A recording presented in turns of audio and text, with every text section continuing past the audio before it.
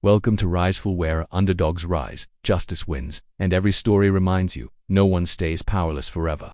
If you love courtroom twists, neighborhood drama, and real feeling battles for what's right, you're in the right place. Asterisk. She stood in the middle of my driveway like she owned it. Blonde bob, sunglasses too big for her face, and that fake clipboard she always carried like it was the law itself.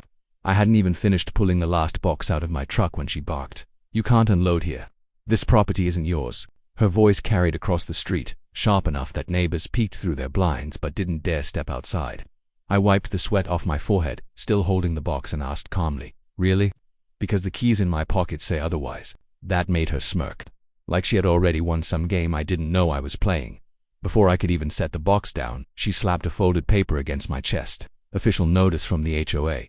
You're in violation, and if you don't leave, we'll tow your truck and lock your doors." I opened it and couldn't help but laugh. Wrong date, wrong address, and not even signed by a real officer. She must have printed it in her living room, but she said it with so much authority you'd think the White House sent her. "Consider this your only warning," she hissed, loud enough so the old couple across the street could hear. My first 5 minutes in the neighborhood, and already I was branded an outsider. I set the box on the porch and looked her dead in the eyes. "Funny thing about warnings," I said. "They don't mean much when they come from someone who owes me money." Her eyebrows shot up, but I didn't explain, not yet. I wanted her to sweat.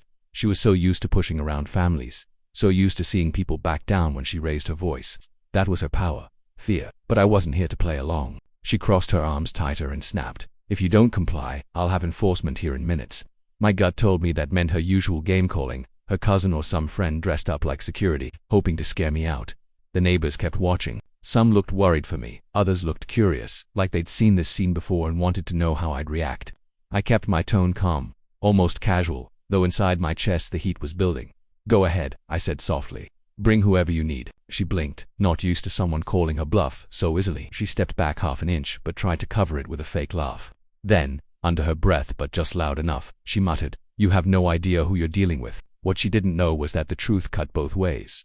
Asterisk. Her phone was already in her hand before I finished speaking. She dialed fast, pacing my driveway like a sheriff about to make an arrest. "Yeah, he's here," she said into the phone, throwing sharp glances at me. "Truck parked illegally, refusing to comply." "Get over here now." She hung up without another word and folded her arms, smirking like a queen waiting for her guards. "They'll be here in 5 minutes," she announced proudly, as if the cavalry was riding in just for her. I leaned against my truck, crossing my arms too, but my silence made her uneasy. She kept glancing at me, expecting anger or panic. Instead, I just smiled. 5 minutes, huh? That's quick response time for volunteers." She stiffened. I had struck a nerve. "These are official enforcement officers," she said too fast, her voice cracking in the middle. "You'll see." The sound of tires screeching broke the tension. A black SUV rolled up, tinted windows, no logos. 2 men stepped out, one in cargo pants and a shirt that said security in cheap print, the other wearing a badge clipped to his belt that looked like it came straight from Amazon. They strutted toward me, puffing their chests out, while Karen stood behind them, her arms wide like she was presenting them to a crowd. "Remove him," she ordered. "This is private property." The taller one stepped close and said, "Sir, you're trespassing. We're gonna need you to leave your vehicle and vacate the home immediately." His words were smooth, but his eyes told another story. He wasn't used to people standing their ground. I tilted my head, scanning the fake badge, the plastic shine, the way the clip bent under its own weight. I almost laughed. "That's cute," I said calmly. "Did you buy the 2-pack or did it come free with shipping?" Karen's face went red. "Don't you dare disrespect authority in front of me," she snapped, pointing at me like she was leading a trial. "You will get off this property." The fake officers squared up, one hand hovering near his belt as if he carried something more dangerous than pepper spray. The neighbors had come further out now, some recording on their phones, whispering to each other. The tension was thick, almost humming. I let the silence stretch, then I pulled out my own wallet. Karen smiled for half a second, thinking I was about to hand over an ID in defeat. But instead, I held up a shiny metal badge, heavy, real, and impossible to fake. The sunlight caught it perfectly, and a murmur rippled through the small crowd. The fake officers froze. Karen's grin collapsed. "I think we've got this backwards," I said quietly, holding the badge steady so everyone could see. "You're the trespassers here." Asterisk. The taller fake officer cleared his throat and tried to recover, but the tremor in his voice betrayed him. That badge doesn't mean anything here. This is an HOA matter. You have no jurisdiction." He glanced at Karen like he needed her permission to keep talking, but her eyes were wide and shaky. For once, she didn't look so sure of herself.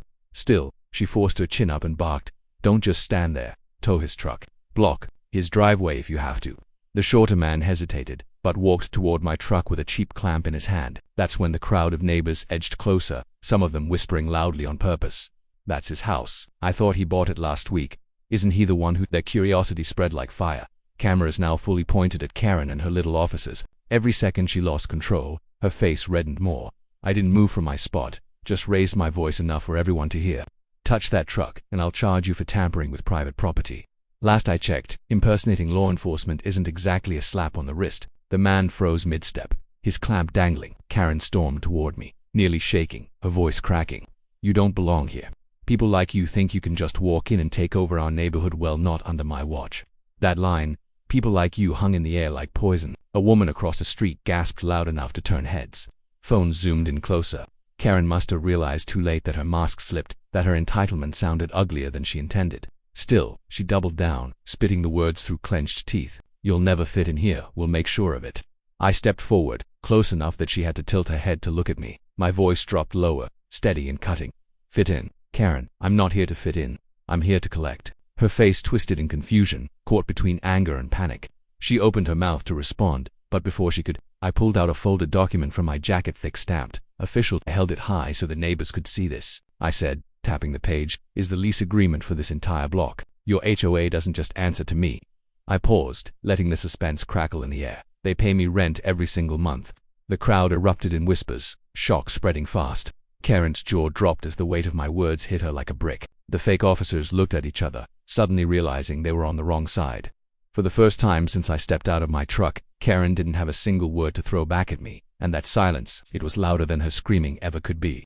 Karen's silence didn't last long. Her pride wouldn't let her back down. Not in front of half the neighborhood with their phones up. She snatched the fake notice back from my porch, crumpled it in her fist, and hissed through her teeth. "You think one piece of paper scares me? I run this HOA. I can make your life miserable." Her voice cracked on the last word, but she covered it by jabbing a finger toward her phone. "You want official? Fine. Let's make it official." She dialed 911 right there in front of everyone, pacing in frantic circles like a cornered animal. "Yes, hello. There's an armed trespasser on my street, threatening me and impersonating a homeowner. Please send officers immediately." Her voice shot up high, shrill enough that even the fake cops beside her winced. Neighbors gasped, some muttering, "She's lying." But Karen spoke louder, as if volume could turn fiction into truth. "He's dangerous. Hurry." I didn't interrupt. I let her dig. My arms stayed folded, my expression calm, and my badge glinted in the sun. When she hung up, her lips curled into that smug little smile again. "Now we'll see who has the real authority." Minutes later, the sound of sirens echoed down the street. 2 marked patrol cars pulled up, lights flashing. The real cops stepped out, uniformed, steady, all business. Karen ran to them like a child reporting a bully. "That's him," she shouted, pointing at me. "He threatened me with a weapon. He's trespassing on private land, and he's impersonating an officer. Arrest him now." The younger officer glanced at me, then at Karen. His partner, older and calmer, raised an eyebrow. "Ma'am, you're saying he's impersonating law enforcement?" "Yes," Karen snapped, almost screaming. "He flashed a fake badge and waved fake papers. He's a fraud." I let the silence stretch again, then slowly stepped forward and handed the older officer my wallet. He opened it, studied my credentials carefully, and then looked straight at Karen. His face hardened. "Ma'am," he said firmly, "this is a county-issued badge. He's not impersonating anyone." The crowd buzzed, phones shaking in excitement as neighbors captured every second. Karen's face drained of color. She stuttered, "But he can't. He's lying." The officer cut her off with a raised hand. "Enough. Making a false police report is a serious offense. You said he was armed and dangerous. Do you realize what could have happened if we came in expecting a shooter?" Karen opened her mouth, but no words came out. She actually stumbled a step back. The fake security melted into the background, pretending they didn't even know her. The officer turned toward me, handing back my badge with a nod. "Sorry about this, sir. We'll file the incident." I held the document higher for the crowd again. "No need to apologize. They'll find out soon enough who's really in charge here." Karen's knees almost buckled, but still her eyes burned with something wild. She wasn't done. Not yet. Karen didn't retreat, not the type. Humiliation only made her more dangerous. That night, while most of the neighborhood lights went dark, mine stayed on.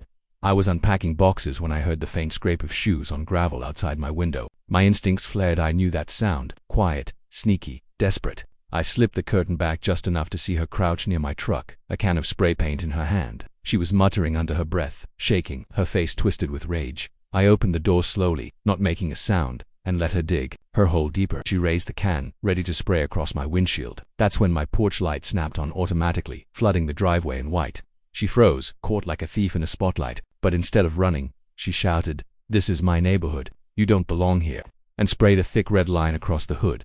The neighbors' doors started opening.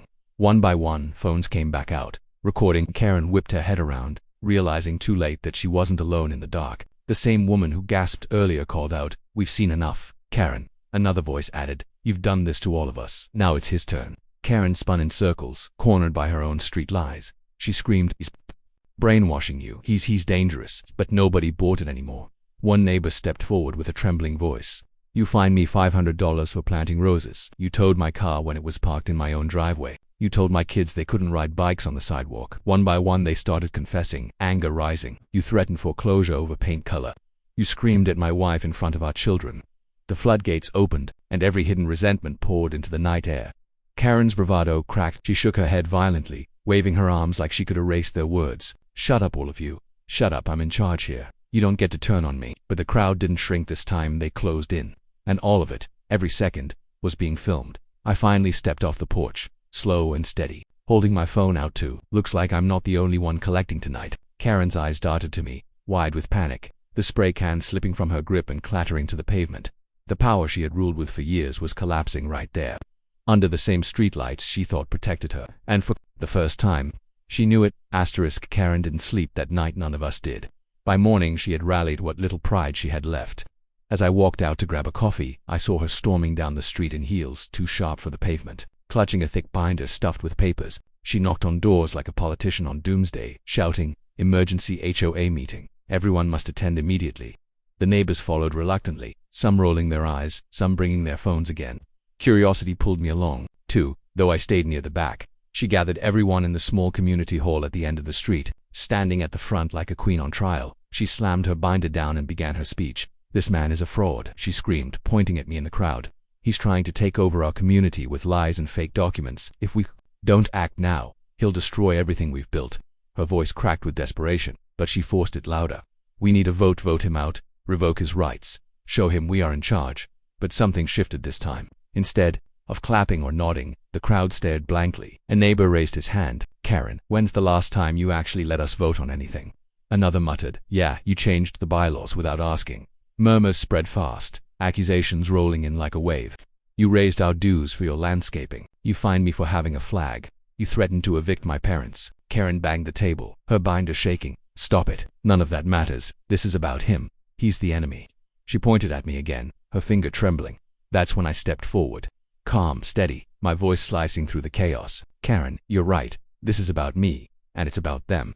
I pulled the lease documents from my jacket again, but this time I laid them flat on the table for everyone to see. "These papers don't just make me a homeowner. They make me the property manager." Which means I let the silence hang as their eyes scanned the stamped pages. "Every dollar this HOA collects runs through me."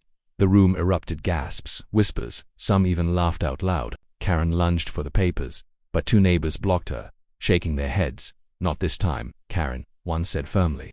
Her face turned pale, veins standing out in her temples. "This can't be real. You're lying." The older officer from last night stepped into the hall right then, holding a folder of his own. "It's real, ma'am. We already verified it. And we've reviewed the recordings from last night. You'll need to come with us for vandalism, false reporting, and harassment." Karen's scream echoed through the hall, raw and piercing. She clawed at the table, at her binder, at anything she could hold on to. But the neighbors she once ruled over didn't move to help. They just watched, some smiling, some filming, as the officers took her by the arms. For the first time, Karen wasn't the judge, jury, and executioner of this street. She was the defendant, and the verdict was already written. By the next morning, the story had already broken beyond our little street. Someone's video of Karen being dragged out of the HOA hall, screaming about her power, had blown up online overnight. Millions of views, thousands of comments, most laughing, some furious, all united in one message. Finally, a Karen gets what she deserves. Neighbors who once hid behind curtains were now standing tall. The same couple across the street who had never made eye contact before came over with coffee and shy smiles.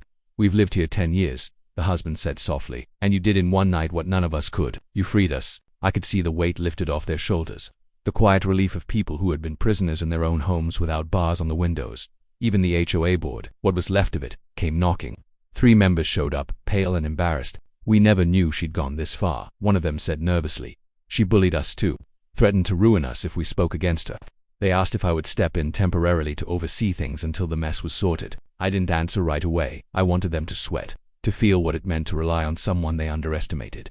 Meanwhile, the cops weren't done. News spread that Karen faced multiple charges: false police report, harassment, impersonation, attempts, vandalism. Her mugshot was already circulating with captions like, "The HOA queen who lost her throne." She had become a symbol, not of power, but of arrogance finally crushed. That evening I walked down the street with my daughter, holding her hand as she pointed at the neighbors' kids riding bikes freely for the first time in months. No one yelled, no one threatened fines. The street felt alive, like it had been waiting for this moment. A neighbor waved and shouted, "We're planning a block barbecue this weekend, you better be there." Laughter followed. Real laughter. I leaned down to my daughter and whispered, "See, this is why we don't bow to bullies." She smiled, clutching my hand tighter. But deep inside I knew one thinker and wasn't gone for good yet. People like her never surrender quietly. And when she came back, I'd be ready. I stood on my porch that Sunday morning, the smell of barbecue drifting through the air. Kids were chasing each other down the sidewalks, neighbors laughing together, like they hadn't in years. For the first time, the street felt like a community instead of a prison. I sipped my coffee and let the sunlight wash over me. The kind of peace you don't notice until you've fought for it. Across the yard, the flag I'd hung the night before fluttered in the breeze. Red, white, and blue stretched across the sky, and for a moment, I just stared at it. That flag had followed me through deserts overseas, through nights where freedom felt like an idea more than a reality. I never thought I'd have to defend it in my own neighborhood, but maybe that's what freedom really means. You stand your ground, whether the enemy wears a uniform or hides behind HOA bylaws. Karen's mugshot was still all over the news, her trial already in motion. She'd face justice, the right way in court, with evidence, with the law. I didn't need to scream, threaten, or stoop to her level. The truth was enough, and the truth had won. A neighbor came up, clapped me on the shoulder and said, "We were scared to fight back, but you showed us what courage looks like." I just smiled. I didn't do this alone. You all stood up, because that's the part most people miss. One voice can start a fire, but it takes many to keep it burning. As the sun dipped lower, my daughter tugged at my sleeve. "Daddy," she said softly, "are we safe now?"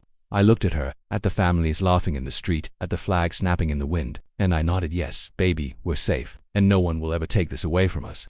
I didn't fight for this country overseas just to come home and bow to bullies. This land is ours, this freedom is ours, and sometimes the greatest battles are won right in your own driveway. Thanks for watching another Riseful original. If you enjoyed this story, smash that like button, share it with someone who needs to hear it, and drop your thoughts in the comments. We read every one. Remember, true power isn't in revenge, it's in rising above.